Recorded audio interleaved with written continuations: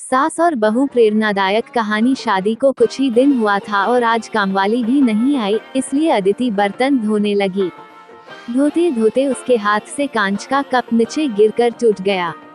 Cup टूटते ही वो डरने लगी कि उसकी सास अब बातें सुनाएगी। आवाज से सास दौड़ती आई और बोली, बेटी क्या हुआ? अदिति बोली, माँ पता नहीं, ध्यान रखते हुए भी कैसे मेरे हाथ से कप नीचे गिर गया। सास बोली, बेटी चिंता न कर, कप ही तो फूटा है, तुम्हें चोट तो नहीं आए और भले ही इसके कितने टुकड़े ही न हो जाए पर मेरी बेटी के दिल के टुकड़े न हो। मेरी बहू से महंगा है क्या यह कप? और हाँ, तुझे अभी यह सब करने की क्या जरूरत है? मेहंदी भी नहीं उतरी अभी तेरे हाथों से। अभी तुम मेरे बेटे के साथ ज्यादा से ज्यादा समय बिताओ और एक दूसरे को समझो। सास ने अपनी बेटी को बुलाया और कहा, ज्योति इधर आकर अपने भावी ख्याल रखो, अभी इस घर में नई नई आई है। ज्योति ने कहा, हाँ माँ। सास फिर बहू से बोली, शुरू में तुम मुझे अपनी माँ ही समझना, मुझे भी तुम्हारा दिल जितना है, सास बनकर नहीं माँ बनकर। देखते देखते अदिति के आंखों में खुशी के आंसू आ गए, छलछला गई उसकी आंखें और सास के पैरों में गिरकर बोली, मैंने एक माँ छोड़ी तो दूसरी नई माँ पाई, बल्कि आप मेरे माँ से भी ज्यादा ममता मेरे लिए रखती हो। यदि घर में यह कप टूट जाता तो माँ भी दो बात कहे बिना नहीं थी। रात को अदिति की नींद ही उड़ गई। रह रहकर शाम की घटना याद आ रही थी। सास के बारे में उसकी जो सोच थी उसकी विपरीत सास का व्यवहार पाया। उसका भी कसूर नहीं था ऐसा सोचना, क्योंकि उसने लोगों के मुंह से बुरी सास के बारे में ही सुना था। अदिति अपने अतीत में खो गई। उसे फिर याद आया कि कुछ साल पहले उसके लौते एक भाई की शादी हुई थी। मेहंदी का रंग उतरने से पहले ही माँ ने भाभी पर काम की पूरी जिम्मेदारी डाल दी और अपने ही नियम कानून के हिसाब से भाभी को चलने के लिए मजबूर कर दिया।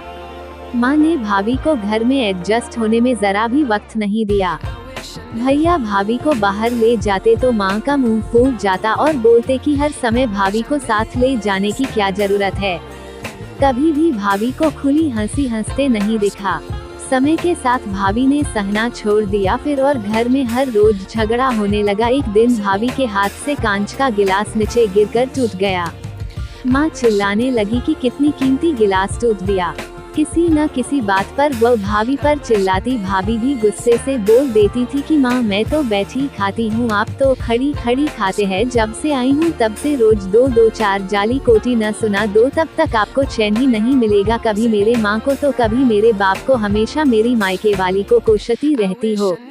ऐसे ही माँ और भाभी एक दूसरे के साथ बहस करती रहती थी। अदिति ने घर के अलावा और भी कई जगह पर सास बहू के झगड़े सुनते सुनते वह डर गई थी, इसलिए शादी से कतराने लगी। मगर माँ बाप के कारण ही उसे शादी करनी पड़ी और अनजान भाई को लेकर ससुराल आ गई। पर आज की घटना से उसकी सोच बदल गई कि सब सास और बहू एक जैसी नहीं होती। नींद न आने की वजह से उसने सोचा कि चलो थोड़ी देर माँ से बात कर लूँ। माँ ने इतनी रात को उसे फोन करते देख कहा, बेटी सब कुछ ठीक है न? कहीं तुम्हारे पति से या सास से झगड़ा तो नहीं हो गया? अदिति बोली, नहीं माँ ऐसा कुछ नहीं है। मालूम है माँ, आज मेरे साथ से कांच का गिलास नीचे गिर गया, तभी सास आ गई। मेरे आगे बोलते ही मेरे सास ने बोलना शुरू कर दिया, बेटा फिर तेरे सास के चिल्लाने पर तूने अच्छा सा जवाब दे दिया ना? हाँ बेटा, कभी भी दबकर नहीं रहना। तुम एक पढ़ी लिखी अच्छी लड़की हो, तुम में कोई कमी नहीं है, इसलिए कभी भी सुनना मत। तभी बात को काटते अदिति बोली, माँ अब बस करो, मैं अपने दूसरे माँ के खिलाफ कुछ नहीं सुन सकती। माँ थोड़ा आश्चर्य हो गई और बोली,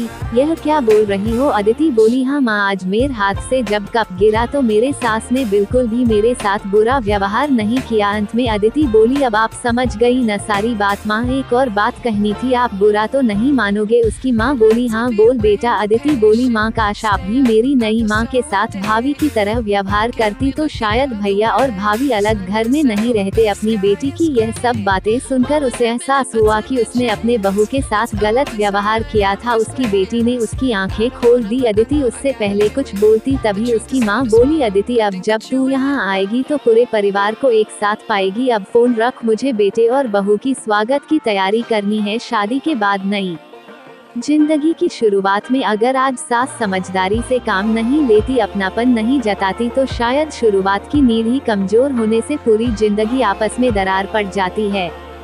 कप को फूटने से कोई नहीं रोक सकता, लेकिन प्रेम को टूटने से तो हम रोक सकते हैं।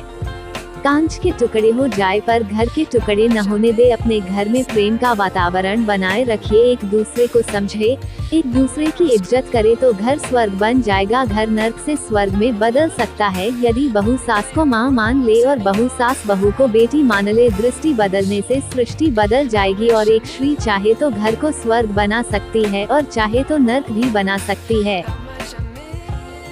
सभी दोस्तों से निवेदन है कि अगर हमारे चैनल पर नए हो तो सब्सक्राइब कर लीजिए ताकि हमारी नई वीडियो का नोटिफिकेशन आपके पास आता रहे। सभी दोस्तों को राम राम, गुड मॉर्निंग, जय श्री राधे कृष्णा।